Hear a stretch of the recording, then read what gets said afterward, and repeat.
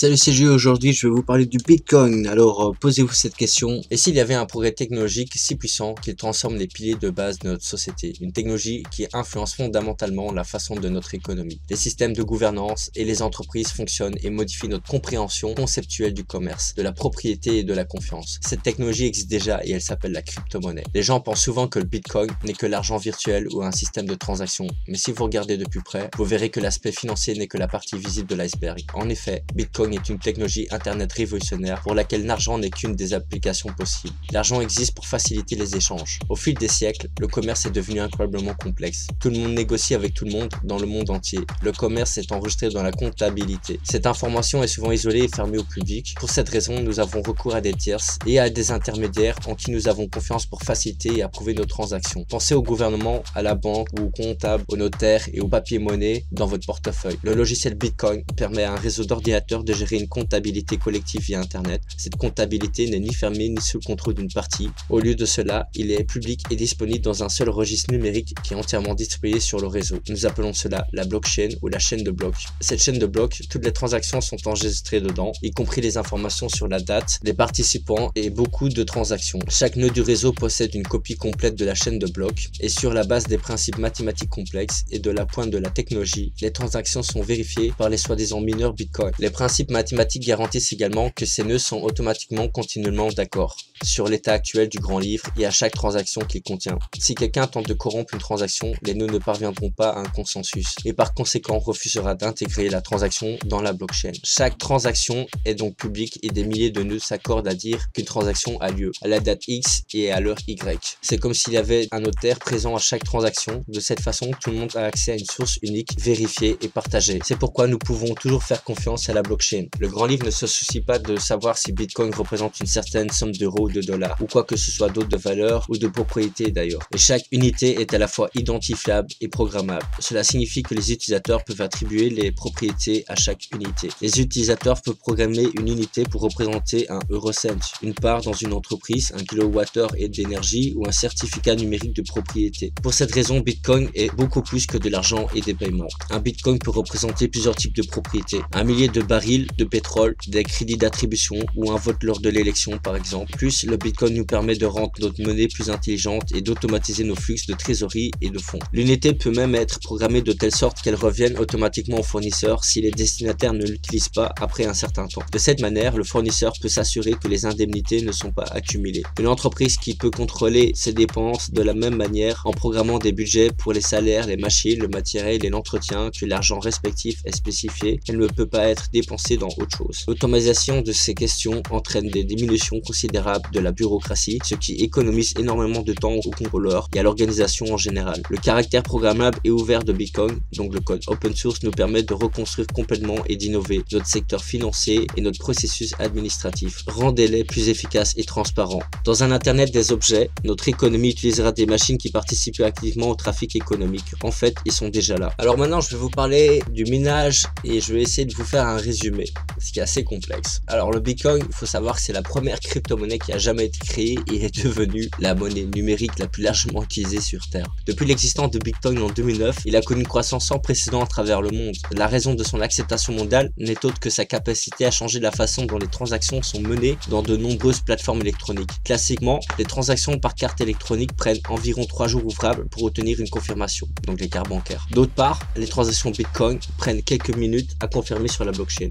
Alors contrairement à ce qui existait auparavant dans le monde, il est désormais en mesure de transférer et de recevoir des fonds localement et internationalement à faible coût. Le potentiel est accru étant donné qu'un nombre important de personnes dans les pays en développement n'ont pas accès au système financier formel. Dans les pays développés où la concurrence est féroce dans les institutions financières, peu de banques disponibles dans les pays sous-développés ont imposé des frais très élevés lors des transactions internationales et ça, il faut le savoir. Être universel et décentralisé avec un faible taux de transfert, il attire progressivement plusieurs utilisateurs utilisateurs dans ces pays. Contrairement au système de paiement fiat centralisé, donc la monnaie fiduciaire, Bitcoin est entièrement open source et décentralisé. Les transactions peuvent être vérifiées indépendamment à tout moment où les paiements peuvent être effectués instantanément et directement sans intermédiaire. En raison de la prolifération généralisée d'Internet et des appareils mobiles, de plus en plus des personnes dans le monde en développant désormais ayant accès à des services web, il s'ensuit donc que le nombre d'utilisateurs de Bitcoin devrait augmenter toujours en conséquence. Les citoyens qui trouvent difficile d'accéder aux services bancaires traditionnels chercheront d'office des systèmes virtuels tels que Bitcoin. Et à la mesure que l'utilisation d'Internet augmente dans le monde en développement, on ne peut que prédire que l'adoption du Bitcoin deviendra totalement virale. Le modèle de confirmation distribué de Bitcoin contourne le système coûteux et fastidieux en utilisant la technologie du peer-to-peer, donc de pair à pair, pour la fonction sans autorité centrale ou d'institution bancaire. Il faut savoir que la chaîne de blocs est sécurisée par les mineurs et les mineurs sécurisent le bloc en créant des hashages créés à partir de transactions dans le bloc. J'espère que vous avez capté jusque là. Allez, on s'accroche, on met la ceinture. Ce hachage cryptographique est ensuite ajouté au bloc. Le prochain bloc de transaction se reportera au hachage du bloc précédent pour vérifier qu'il est légitime. Le mineur tentera de créer un nouveau bloc contenant les transactions en cours et un nouveau hachage avec un tout autre mineur.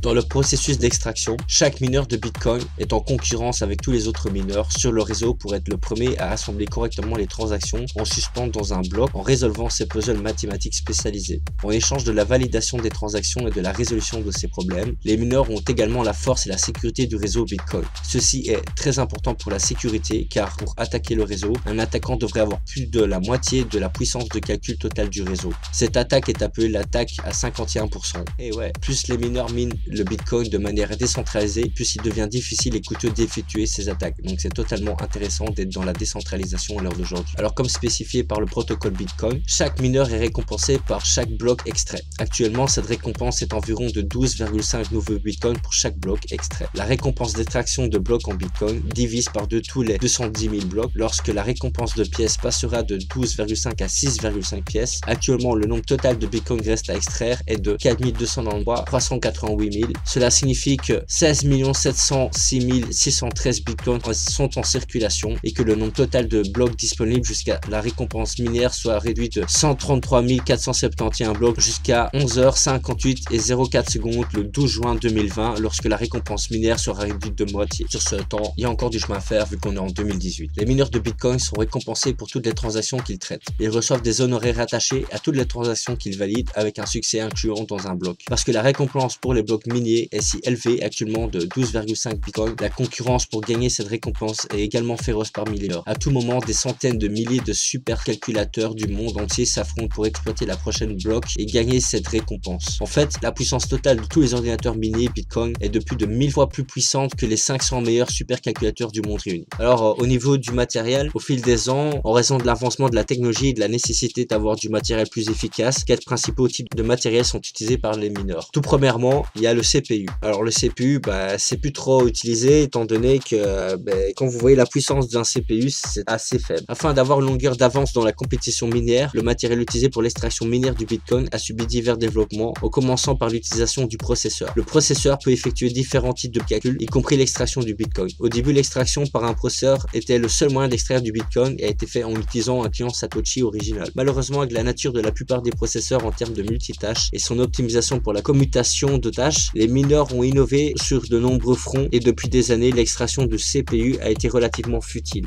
Ensuite est venu le GPU. Après quelques mois plus tard, donc, le redémarrage du réseau, il a été découvert que les cartes graphiques haut de gamme étaient beaucoup plus efficaces à l'extraction minière du Bitcoin. L'unité de traitement graphique, donc le GPU, gère les algorithmes d'imagerie 3D complexes. Par conséquent, l'exploitation de l'UC Bitcoin a cédé la place au GPU. La nature massive parallèle d'un certain GPU a permis une extraction de 5 fois à 100% de la puissance d'extraction du Bitcoin, tout en usant beaucoup moins d'énergie par unité de travail. Mais ce n'était pas l'option la plus économe en énergie car les processeurs et les processeurs graphiques étaient très efficaces pour accomplir de nombreuses tâches simultanément et consommaient beaucoup d'énergie alors que Bitcoin n'avait besoin que d'un processeur qui remplissait sa fonction de hachage cryptographique. Après le GPU est venu le FPGA car il y a quelques années l'extraction du CPU et le GPU est devenu complètement obsolète quand le FPGA est apparu. Un FPGA est un Field Program Gate Array qui peut produire une puissance de calcul similaire à la plupart des GPU tout en étant bien plus économe en énergie que les cartes graphiques cryptographie. En raison de son efficacité minière et de sa capacité à consommer relativement moins d'énergie, de nombreux mineurs se sont tournés vers l'utilisation du FPGA. Le FPGA était capable de faire exactement cela avec beaucoup moins de demande d'énergie. Ensuite, le FPGA a laissé place aux ASIC, donc les ASIC mineurs, qui est un circuit spécifique intégré à l'application. Donc il y en a pour l'Ethereum, il y en a pour le Bitcoin. Et donc c'est une micropuce conçue pour une application spéciale telle qu'un type particulier de protocole de transmission ou un ordinateur de poche. Un ASIC, c'est une puce conçue spécifiquement pour une seule tâche. Un ASIC ne peut pas être réutilisé pour effectuer d'autres tâches. Un ASIC conçu pour extraire du Bitcoin ne peut qu'exploiter que du Bitcoin. Celui pour le Gridcoin ne peut exploiter que celui pour le Gridcoin. L'inflexibilité d'un ASIC est compensée par le fait qu'il offre une puissance de charge 100 fois supérieure à celle d'un CPU, d'un GPU, ou tout en réduisant la consommation d'énergie par rapport à toutes les technologies précédentes. À mesure de l'adoption et de la valeur du Bitcoin qui augmente, la justification de la production des dispositifs des plus puissants, économes en énergie et rentables justifie les importants investissements en ingénierie afin de développer l'itération finale et actuelle des semi-conducteurs minés. Les ASIC sont des puces super efficaces dont la puissance est un achat supérieur et de plusieurs ordres de grandeur à celle que le GPU et les FPGA qui les précèdent. En fin de compte, l'exploitation minière Bitcoin devient une course aux armements. Dans les premiers jours, toute personne possédant un PC décent pouvait générer du Bitcoin via l'extraction. Aujourd'hui, vous devez collaborer avec d'autres mineurs Bitcoin dans des pools, donc des piscines, choisir stratégiquement l'emplacement de votre opération d'extraction et acheter des ordinateurs, donc des micropuces ASIC spécialement conçus pour gérer l'extraction du Bitcoin. Alors il est important à noter que d'après les calculs du site Digiconomist, la consommation annuelle du Bitcoin est depuis le 27 février estimée à 52 TWh. L'énergie hydroélectrique, il faut savoir qu'elle a gagné sa place dans la table des crypto-conservateurs, c'est-à-dire que les exploitations minières chinoises ont longtemps tiré un surplus d'énergie bon marché dans les barrages hydroélectriques, en particulier dans la province de Sichuan, a par exemple contribué à la mise au point de cette pratique. Fondée en 2014, l'exploitation minière utilise des énergies renouvelables pour alimenter ses plateformes depuis 2015. Donc c'est très important par rapport au Bitcoin, car on dit souvent que le Bitcoin est énergivore. Bien que ses racines soient en Chine, l'exploitation minière hydroélectrique s'est répandue dans d'autres régions, offrant une énergie fluviale bon marché. En Autriche, Nadine et Nicole Domblon, des sœurs, ont fondé la société Hydromineur Limited en 2016 aux côtés d'un groupe de mineurs viennois. En 2017, l'équipe a établi sa première installation à Skronberg en Autriche qui tire une production d'énergie de base de 290 kWh possède 120 unités minières. Leur deuxième exploitation minière à Weidhofen an der Ybbs en Autriche reçoit une alimentation conséquente de 600 kWh pour ses 250 Antmine 29, donc c'est une marque de ASIC mineur, et c'est 1252 GPU. L'équipe a construit sa deuxième ferme mineure grâce au fonds des ICO H20. Chaque jeton H20 garantit une durée d'exploitation de 5 kWh que les détenteurs peuvent échanger contre toutes les crypto-monnaies. Les installations sont exploitées à l'aide d'un portail d'exploitation minière du projet. L'équipe envisage de se lancer dans des jetons H30 à l'avenir, ce qui rapportera des dividendes à ses détenteurs, un peu comme un titre, et selon ses créateurs, le premier des jetons en sécurité entièrement conforme à la législation financière européenne. Donc avec les fonds générés par l'OEIC, l'hydromining cherchera à établir une installation en dehors de l'Autriche, soit au Canada ou en Géorgie, voire d'autres pays utilisant une énergie propre et à faible coût. Donc c'est pas forcément le cas de la Belgique. Selon les Domblon, l'énergie hydroélectrique en Autriche coûte 85% moins cher que le coût moyen de l'électricité et peuvent donc pomper de l'énergie dans leur propre plateforme minière à raison de 3 à 5 cents par kilowattheure, et le climat autrichien est idéal pour garder le matériel au frais. En cas de problème de surchauffe, ils peuvent rédiger l'eau des rivières afin d'éviter que le système n'ait de surchauffe. Parlant de chauffage, la chaleur produite par les plateformes minières est idéale pour chauffer une maison, en particulier dans les climats les plus froids. Dans une petite ville sibérienne en Russie, Ilya Frolov et Dimitri Tolmachienov utilisent la chaleur émise par leur plateforme minière pour garder leur micro-maison chaude. Le système chauffe une source d'eau connectée au matériel d'exploitation minière et une fois réchauffée, l'eau est acheminée vers un appareil de chauffage autonome pour que leur demeure reste agréable et bien chaud. En utilisant l'énergie locale provenant d'une centrale hydroélectrique située à proximité, les hommes peuvent chauffer leur maison sans avoir besoin de puiser l'énergie supplémentaire pour le chauffage, et ils peuvent même empocher $430 supplémentaires par mois après avoir couvert les coûts miniers. Une entreprise a adopté ce concept et l'a utilisé. La Quarnot QC1 simplifie la conception de Frolov et de Tolmachienov en combinant le mineur et l'unité de chauffage en un. Il ressemble à un chauffage d'espace, fonctionne comme un appareil de chauffage d'espace et ressemble à un appareil de chauffage d'espace, mais il s'agit en fait de deux GPU. Il y a encore des innovations plus créatives et non conventionnelles. Je n'ai un coup d'œil par exemple au groupe Miera, une entreprise canadienne de solutions de développement durable. Vers la fin de 2017, le président de la société Bruce Hardy a commencé à utiliser la chaleur de l'exploitation minière du Bitcoin pour générer une serre durable et exploiter les piscicoles au Manitoba au Canada. La chaleur des mineurs réchauffe les plantes de serre, tandis que les eaux usagées des aquariums riches au nitrate empêchent leur arrosage. Dans le même esprit, Nakamotox, une bourse de crypto-monnaie tchèque, utilise utilise également la chaleur des mines pour faire pousser des tomates à l'aide de l'énergie produite à 100% à partir de biodéchets, selon Camille Brescia, le fondateur même de la bourse. Dans un autre exemple, Nasty Mining, une organisation minière qui est basée sur Bitcoin en Arizona, exploite l'énergie solaire et éolienne pour exploiter cette plateforme d'exploitation minière. Depuis 2012, Nasty Mining s'efforce de trouver des solutions intermédiaires aux problèmes énergétiques de Bitcoin en encourageant l'extraction minière socialement responsable de 30 000 mineurs qui contribuent à sa réserve. Depuis 2017, Nasty Mining a renforcé son engagement en faveur de ces pratiques minières durables en utilisant des éoliennes offertes par Riobit et un généreux don d'un panneau solaire de la société SunPower pour exploiter les plateformes ASIC dans ses installations. L'équipe de Nasty Mining fait partie d'une vague de mineurs qui cherchent à exploiter les forces naturelles pour réduire les empreintes de carbone et ces innovations disposent plus de ressources. Certains innovateurs considèrent que la faiblesse de l'exploitation minière est sa force et exploitent le problème comme la source et sa propre solution. Ces exemples ne sont pas exhaustifs et offrent juste un échantillon de la myriade de façons dont les entrepreneurs défient les limites du potentiel minier de la crypto. Au fur et à mesure que de nouvelles solutions émergent, les innovations brossent un tableau différent de ce que l'industrie minière peut faire, de son impact écologique sur les initiatives écologiques même à venir. Aux États-Unis, la Bank Secrecy Act et USA Patriot Act, les services de paiement direct sont tenus de documenter et de communiquer des données spécifiques concernant leurs clients aux autorités répressives. Les transactions en Bitcoin ne sont pas exemptées, les entreprises et les utilisateurs sont obligés de se soumettre à des surveillances régulières. Bitcoin n'est pas une marchandise ou un service, mais il est considéré comme les plateformes benchmark logiciels des réseaux collectifs. Leur but est de faciliter l'informatique de groupe. Ce sont plutôt des méthodes permettant aux utilisateurs d'accéder aux applications et aux développeurs de créer et de partager de nouvelles applications. Les consommateurs et les décideurs doivent comprendre cette réalité. Aux Pays-Bas, la Banque centrale a déclaré qu'elle étudie les possibilités offertes par les monnaies de la blockchain et le virtuel, mais a reconnu que certains risques et inconvénients étaient en jeu. En outre, en janvier 2018,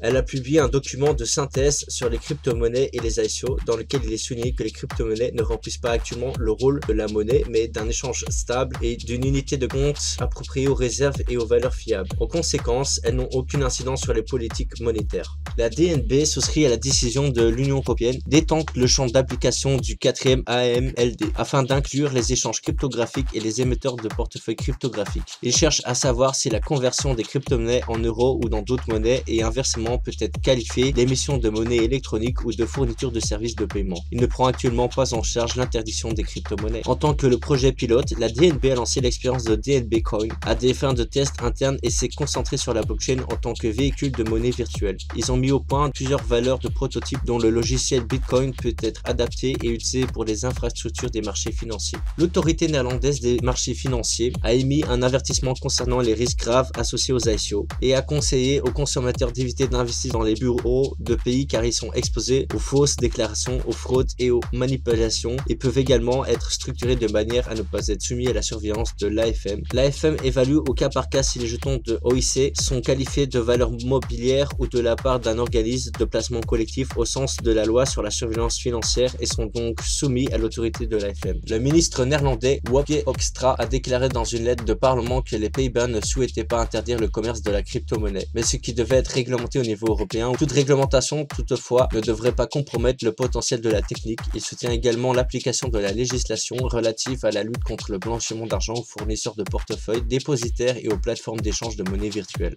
Pour ce qui est de la Belgique, les crypto-monnaies restent non réglementées et il semble y avoir très peu de déclarations officielles sur le sujet. En janvier 2014, la Banque nationale belge, la BNB, à l'autorité des services de marché financiers, FSMA, ont publié un communiqué de presse commun mettant en garde les consommateurs contre les risques liés aux crypto-monnaies. Leurs points principaux étaient sur les crypto-monnaies n'ayant pas de cours légal et qu'elles étaient totalement non réglementées et ne relevaient d'aucune autorité de surveillance et de régulation. Plus récemment, en décembre 2017, le gouverneur de la BNB, Jan Smet, a répété lors d'une interview que le Bitcoin n'était pas une monnaie réelle, car il n'est pas garanti par une banque centrale ou un gouvernement comme moyen de paiement. Mais il faut savoir qu'en juillet 2013, en réponse à une question posée par un sénateur belge, le ministre belge des Finances a déclaré que si le Bitcoin semble peu problématique en tant qu'outil de blanchiment d'argent et d'autres activités illégales, il ne faut pas exagérer. Il a également déclaré que sur les bases d'études par la BNB, la Banque nationale centrale européenne, le Bitcoin ne représentait aucun risque important pour la stabilité des prix, pour le système financier en général et ni pour ses utilisateurs individuels.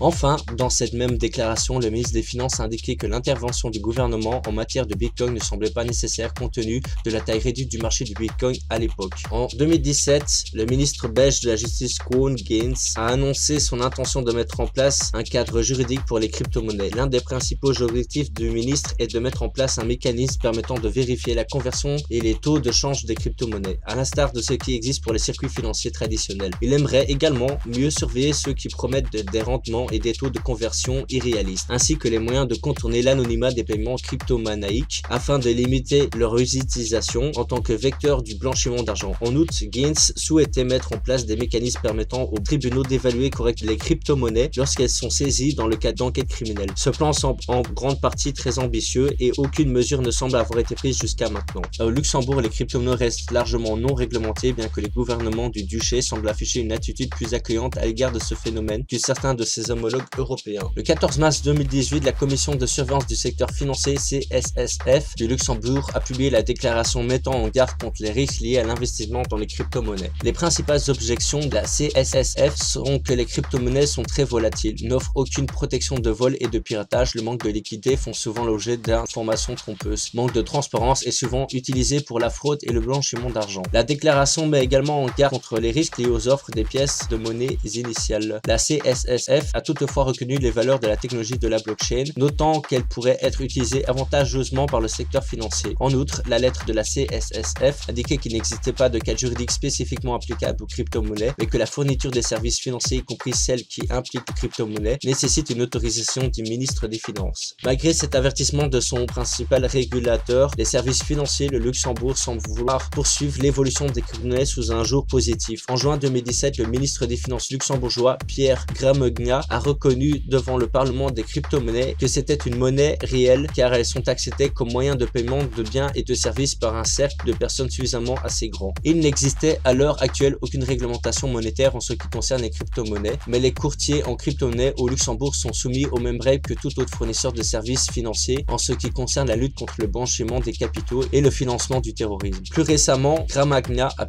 salué la création de Bitflyer, une plateforme majeure de trading Bitcoin en tant que fournisseur de services de paiement entièrement agréé au Luxembourg. Dans une interview peu après, Gramagna a déclaré que la crypto-monnaie et les technologies de la blockchain étaient à la fois un phénomène inévitable apportant une valeur ajoutée à des services efficaces aux consommateurs. Il reste cependant beaucoup à faire pour fournir un cadre législatif et réglementaire aux crypto-monnaies, un cadre en grande partie inexistant à l'heure actuelle. Lors de la cérémonie d'accueil de Bitflyer, le fondateur de la société a déclaré que lui, il avait fallu 2 ans pour obtenir sa licence et que la réglementation n'était pas claire. Il n'y a pas de loi spécifique et il faut néanmoins protéger le consommateur. Le 5 juillet 2016, la Commission européenne a présenté une proposition législative visant à modifier la 4e directive relative à la lutte contre le blanchiment d'argent. Il a notamment suggéré d'intégrer le fournisseur de portefeuille dépositaire et les plateformes d'échange, ce qui signifiait qu'il serait détenu de respecter les obligations de diligence et de mettre en place des politiques et des procédures pour détecter, prévenir et signaler le blanchiment d'argent et le terrorisme. La proposition contient une définition des monnaies virtuelles qui sont décrites comme une représentation numérique de valeur qui n'est ni émise par une banque centrale ni par une autorité publique, ni nécessairement attachée à une monnaie fiduciaire, mais acceptée par les personnes physiques ou morales, moyens de paiement et peuvent être transférées, stockées et échangées électroniquement. Le 29 janvier 2018, le texte approuvé lors des négociations interinstitutionnelles du Parlement européen et du Conseil a été approuvé en commission. Le Parlement européen a adopté le texte en séance plénière le 19 avril 2018. La directive a mise à jour et entra en vigueur 3 jours après sa publication au journal officiel de l'Union européenne. En outre, le 8 mars 2018, la Commission européenne a présenté un plan d'action sur la matière de tirer parti des possibilités offertes par l'innovation technologique dans les services financiers FinTech tels que les services en chaîne, l'intelligence artificielle et le cloud.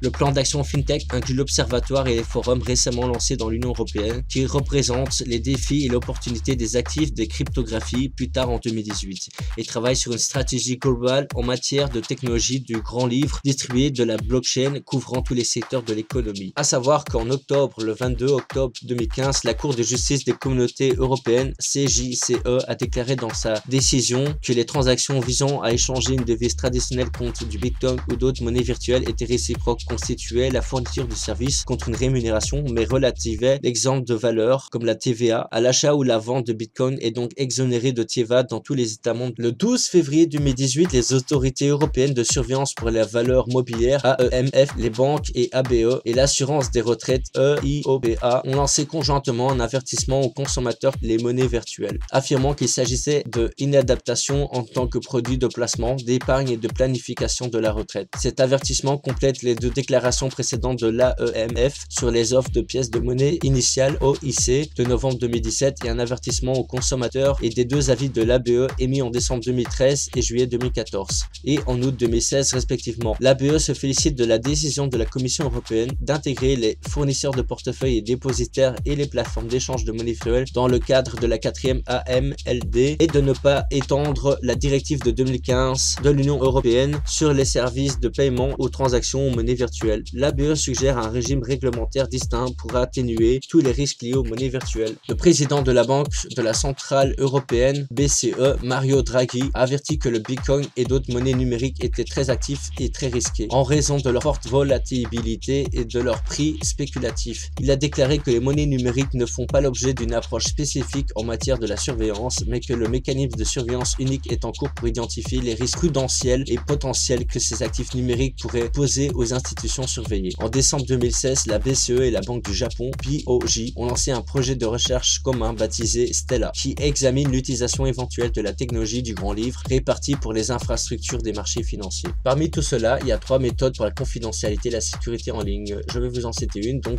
par rapport aux navigateurs, peu de navigateurs web offrent une meilleure confidentialité que les navigateurs standards utilisés traditionnellement. Il convient de mentionner les suivants: un navigateur open source comme Brave, un excellent outil pour bloquer les annonces et suivre les applications, le programme utilisant des incitations de Bitcoin pour faire des expériences enrichissantes telles que Firefox de Mozilla fournit des extensions axées sur la confidentialité et la sécurité, et utiliser un choix solide pour masquer la propriété intellectuelle, compliquer les mandataires et convertir en code certaines facettes de l'expérience de navigation. En outre, la confidentialité, il y a Tor, qui permet aux utilisateurs de naviguer sur des sites web non indexés par les moteurs de recherche tels que Google ou Bing ou Yahoo, et donc les navigateurs traditionnels. Deuxième, il y a l'utilisation d'un VPN, donc c'est un réseau privé virtuel. Les pratiques de chiffres et de réacheminement vers des VPN permettent de modifier l'emplacement du serveur de l'utilisateur ainsi que son adresse IP. Si le produit fait ce qu'il prétend, une tierce partie ne pourra pas suivre l'emplacement exact de l'utilisateur ni surveiller le trafic. Un fournisseur de réseau privé virtuel fiable offre une expérience et un coût différent. Et troisièmement, les services de messagerie et de messagerie axés sur la confidentialité. Les services de messagerie offrent une confidentialité élevée et un cryptage de bout en bout. Services de messagerie tels que ProtonMail, Mailfence, OpenMailbox et bien d'autres qui fournissent des fonctionnalités de messagerie chiffrée. Vous pouvez utiliser le standard de cryptage OpenPGP via votre service actuel. Les autres services sont ChatSecure, Ricochet, Signal et Telegram. Ils fournissent divers types de messagerie privée. Et voilà, c'est tout pour cette vidéo par rapport au Bitcoin, la législation et le minage.